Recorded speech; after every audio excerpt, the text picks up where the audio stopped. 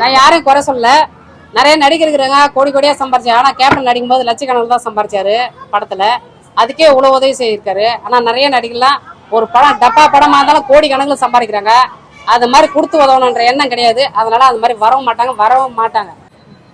எனக்கு கேப்டன் வந்து சின்ன வயசுலேருந்து எனக்கு ரொம்ப பிடிக்குங்க.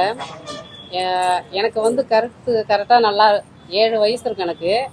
அப்போ அவரோட படம் பார்க்கும்போது கேப்டன் பிரபாகரன் படம் பார்த்தேன். அப்போயே அவர் துருத்துன்னு ஃபைட் பண்ணுறது, கோர்ட்டில் நல்லா திருளாக பேசுறது எல்லாமே எனக்கு அவரோட ஆக்டிங் பிடிக்கும், ஃபைட் பிடிக்கும், அவர் புரு அசைக்கிறது பிடிக்கும், அவர் வாய்ஸ் பிடிக்கும், அவர் கை நீட்டி கண்ணா எதிர்த்து பேசுறது பிடிக்கும். இப்படி எல்லாமே அணுவணுவா அவரை ரசித்து தீவிர ரசிக்க நான்.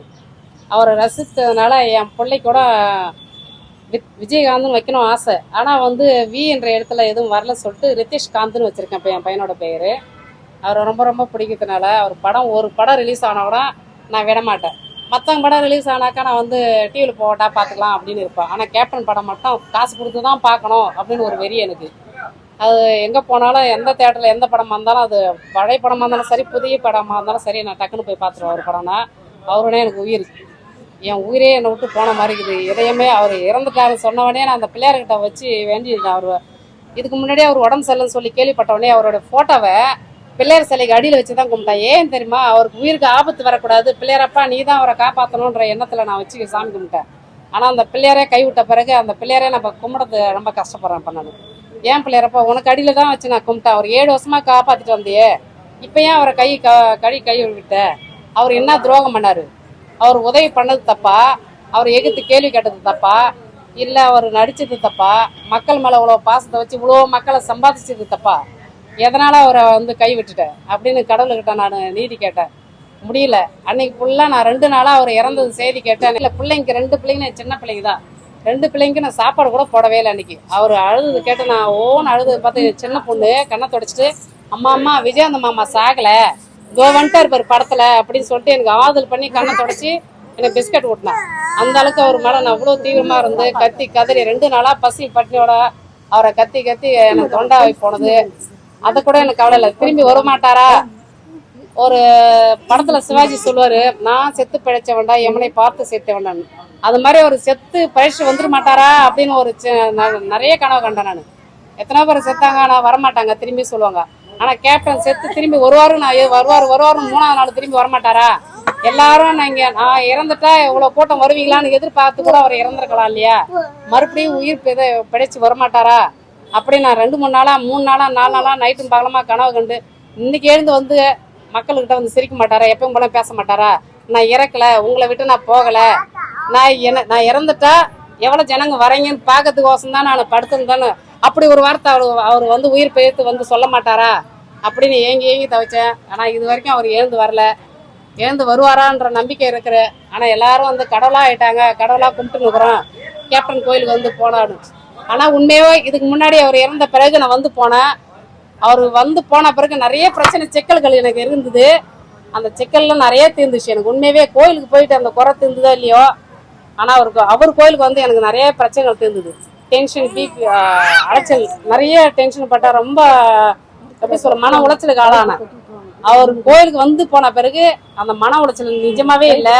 நான் நிம்மதியாக இருக்கிறேன், சந்தோஷமா இருக்கிறேன். எல்லாரும் அவர் கோயிலுக்கு வந்து தயவுசெய்து வந்து போங்க. சாமி மாதிரி தான் ஆயிட்டாரு. அவர் மனுஷனா நீங்க நினைக்கிறீங்க, ஆனா அவர் என்ன பொறுத்த வரைக்கும் மனுஷன் கிடையாது, கடவுள். அவர் சன்னிதானத்துக்கு வந்தாங்க கண்டிப்பா நான் நினைச்சது நிறைவேறும். நல்ல உள்ள நம்மளுக்கு வரும், புத்துணர்ச்சி வரும், அவர் மாதிரி ஒரு தைரியம் வரும், தனிச்சு நின்று போராடணுன்ற தைரியம் வரும், மற்றவங்க கொடுக்கணுன்ற ஹெல்ப் மைண்ட் வரும். இன்னும் சொல்ல போனா ஏன்னா பிரச்சனைகள் வந்து அவர்கிட்ட சொல்லிட்டு அழுதுட்டுப்பாங்க. கண்டிப்பா அந்த பிரச்சனை தீரும்.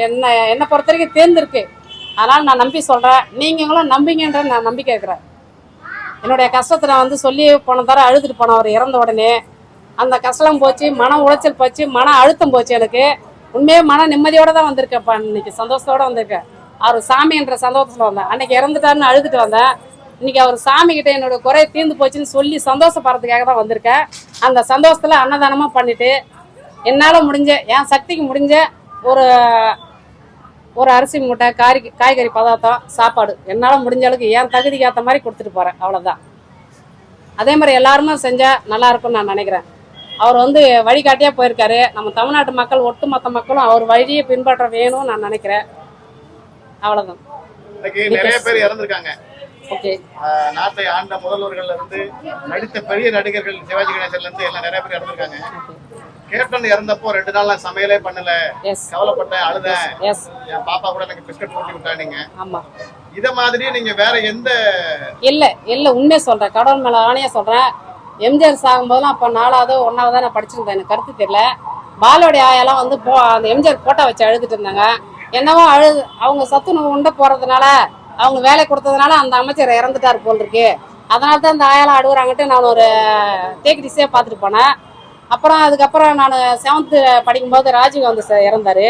அதுக்கப்புறம் ஜெயலலிதா, எம்ஜிஆர் இவங்களாம் இறங்கும் போது எனக்கு ஒரு சொட்டு கண்ணீர் கூட, நிஜமா நான் உண்மையை சொல்றேன், நான் ஏன் போய் சொல்றேன், ஒரு சொட்டு கண்ணீர் கூட என் கண்ணில் வரல. சும்மா சோகமா அப்படியே போயிட்டு டேக் டிஸா போயிடுவோம், அவ்வளவுதான்.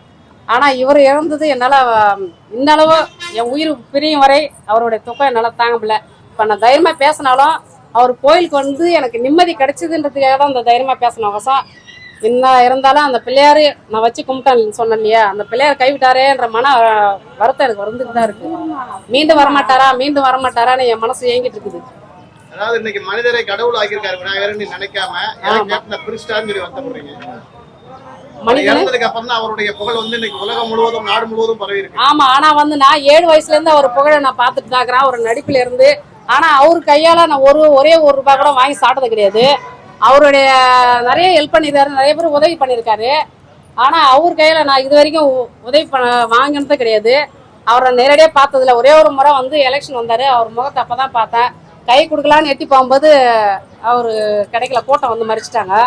இருந்தாலும் அவர்கிட்ட நான் ஹெல்ப் வாங்கினதில்ல, ஹெல்ப்புக்குன்னு வந்தது கிடையாது. இருந்தாலும் அவருடைய அளவு கடந்த பாசம் என் இதயத்தில் வாழ்ந்துட்டு இருக்காரு. என் இதயம் என்னைக்கு வெடிக்குதோ அன்னைக்குதான் அவர் என் இதயத்துல இருந்து கிளம்புவார். கண்டிப்பா நல்ல முதலமைச்சரை மிஸ் பண்ணிட்டோம். அவர் வந்து முதலமைச்சர் ஆகி இருக்கணும், ஆகினா தான் நல்லா அந்த தமிழ்நாட்டுக்கு ஒரு விடிவு காலம் வந்திருக்கும். மக்கள் தான் ஏமாத்திட்டாங்க, கூட இறந்தவங்க ஏமாத்திட்டாங்க. நிறைய பேர் அவருக்கு துரோகம் பண்ணியிருக்காங்க.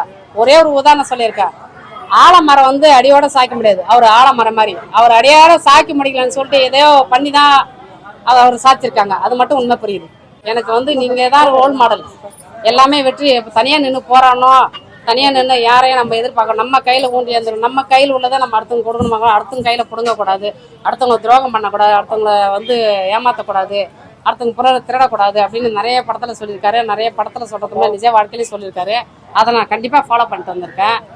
அவருக்கு 100க்கு 100 வரும். ஏன்னா அவரு யாரோட பிள்ளை, கேப்டனோட பிள்ளை. அவரோட ரத்தம் அவர் உடம்புல இருக்க வரைக்கும் கண்டிப்பா அவர் மாதிரியே செய்வாரு, அவர் மாதிரியே அவர் வருவாருன்ற நம்பிக்கை எனக்கு இருக்கு. கேப்டனை வந்து எதிர்கட்சி தலைவராக ஆக்கின இதே தமிழ்நாட்டு மக்கள் அவர் முதலமைச்சராக தவறிட்டாங்க. ஏன்னா அவரோட உடம்பு சரியில்லாததுனால அவர் எங்க வந்து உதவி செய்ய போறாரு, எங்க அவர் இனிமே வரப்போறாரு, உடம்பு சரியாப்படுத்தினுக்கிறாரு அப்படின்னு சொல்லிட்டு கைவிட்டாங்க மக்கள். அதுவே அவர் உடம்பு சரியில்லை கூட நம்ம ஓட்டு போட்டு அவர் முதலமைச்சர் உட்கார வைக்கும், அவர் தானா உடம்பு சரியில்லை கூட துள்ளி எழுந்து வருவாருன்ற நம்பிக்கையில ஓட்டு போட்டுனாங்கன்னா கண்டிப்பா அவர் வந்திருப்பாரு. நிறைய பேர் சாப்பாடு கொடுத்தீங்க. ஆமா. சாப்பாடு கொடுத்ததுக்கு அப்புறம் உங்களோட மனநிலை எப்படி? முழுசா ரொம்ப திருப்தியா இருக்காரு. அடுத்தவங்க உதவி பண்ணிருக்கா, அவங்க ஒரு வயிறார சாப்பிட்டு வயிறு குளிர்ந்து போறாங்க இல்லையா, இந்த வெயில்ல வந்து சாப்பிட்டு வயிறு குளிர்ந்து போறதுனால அவங்க மனசு குளிர்ந்த மாதிரி என் மனசு குளிர்ந்து போயிருக்கு. வீட்டுல வந்து நீங்க நிறைய சாமி படங்கள் வச்சு சாமி கும்பிட்டுருக்கீங்க. கண்டிப்பா. அதுல ஒரு விஜயகாந்த் படம் சத்தியமா அவர் இறந்த பிறகு அவர் போட்டோ வச்சு இறக்கத்துக்கு முன்னாடியே ஒரு பிள்ளையார் சிலைக்கு அடியில் வச்சு கும்பிட்டு நான் சாமி ரூம்ல தான் வச்சு படைச்சேன். ஏன்னா அவர் வந்து தெய்வமா ஆவாருன்றது நம்பிக்கையில நான் செய்யல. அவர் உயிருக்கு உடம்பு சரியில்லாகிறாரு 7 வருஷமா, அவர் தட்டி எழுப்பி அவரை கொண்டுவாங்க, மறுபடியும் பழைய கேப்டனா கொண்டுவாங்கன்னு சொல்லி பிள்ளையார் சிலைக்கு அடியில ஒரு போட்டோ வச்சு நான் கும்பிட்டுருந்தேன். அவர் பொட்டு வச்சுலாம் கும்பிடல. பிள்ளையாரப்பா அவரை காப்பாட்டு யமதர்மகிட்ட விட்டுறாத அப்படின்னு அவர் போட்டோ வச்சு பிள்ளையார் சிலைக்கு வச்சு நான் கும்பிட்டுருந்தேன். அது 7 வருஷமா தள்ளிட்டு வந்து 7வது வருஷம் நான் பிள்ளையார் கைவிட்டார். ஆனா இப்போ வந்து அவரோட போட்டோ வந்து சாமி ரூம்ல வச்சு தான் கும்பிட்றேன். இந்த பெருமாள் போட்டா இந்த பிள்ளையார், கருமாரியம்மா, சமயபுரத்தம்மா, நடுவுல கேப்டன் போட்டான். இல்ல ஒரே ஒரு முறை பார்த்திருக்கேன். கிடையாது.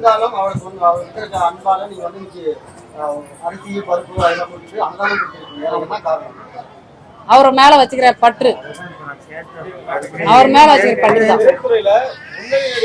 இவரை விட முன்னணி நடிகர்கள் நிறைய பேர் இருக்காங்க. கண்டிப்பா ரஜினிகாந்த் அவர்களோ கமல்ஹாசன் அவர்களோ எல்லாமே இருக்காங்க. அவங்க மேலதான் இல்லாத ஒரு அன்பு பாசம் இவங்க மேல வரதுக்கு என்ன காரணம்? அது என்ன காரணம்னாக்கா அவர் வந்து இந்த மாதிரி கேப்டன் மாதிரியே ஒரு எதிர்த்து நின்று போராடணும், நம்மளே உயர்த்திக்கணும், அடுத்தவங்களை எதிர்பார்த்து உயரக்கூடாது, நம்ம உயர்ந்து மற்றவங்களை உயர்த்தி காட்டணும், நம்ம உயர்ந்து மற்றவங்களை கொடுத்து காட்டணும், அடுத்தவங்களை கொடுக்கணும்.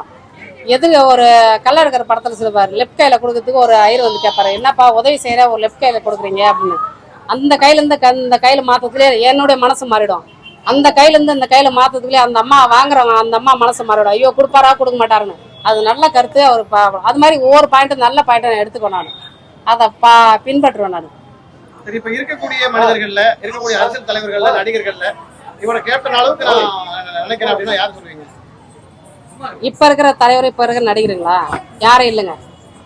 இவரோட ஃபர்ஸ்ட் அண்ட் லாஸ்ட் இப்ப இருக்கக்கூடிய யாருமே கிடையாது. அடிச்சு சொல்றேன், யாரும் கிடையாது, வரவும் மாட்டாங்க. நான் யாரையும் குறை சொல்ல. நிறைய நடிகர் இருக்கிறாங்க, கோடி கோடியா சம்பாரிச்சாங்க. ஆனா கேப்டன் நடிக்கும் போது லட்சக்கணக்கில் தான் சம்பாரிச்சாரு படத்துல. அதுக்கே இவ்வளவு உதவி செய்திருக்காரு. ஆனா நிறைய நடிகர்லாம் ஒரு படம் டப்பா படமா இருந்தாலும் கோடி கணக்கில் சம்பாதிக்கிறாங்க. அது மாதிரி கொடுத்து உதவணுன்ற எண்ணம் கிடையாது. அதனால அது மாதிரி வரவும் மாட்டாங்க. கேப்டன் அவர்களை ஒரு வீட்லயும் அண்ணனாவோ தம்பியாவோ தந்தையாவோ ஏதோ ஒரு இடத்துல வச்சிருப்பாங்க. நீங்க அவர் மேல இவ்வளவு பாசமா இருக்கீங்க, அவர் என்ன இடத்துல? நான் என் மாமாவா நினைச்சுக்கிட்டேன் அவரை. நான் சின்ன போதுலேருந்து அவர் கட்டிக்கே ஆசைப்பட்டேன், அதான் உண்மை. ஆனா அவர் எட்டனத்தோட என்னால எட்ட முடியல, அவர் கேட்க முடியல, பார்க்க முடியல. நான் உண்மையாவே அவர் மாமான்னு தான் சொல்லுவேன். என் கிளாஸ் மேடையெல்லாம் உங்க மாமா படம் ஓடிச்சு, நியூஸ்ல போனா உங்க மாமா காட்டாங்க அப்படின்னு என்ன மாமான்னு சொல்லி என் மைண்ட் எல்லாம் ஃபுல்லா எனக்கு தாய் மாமா தான். One side love.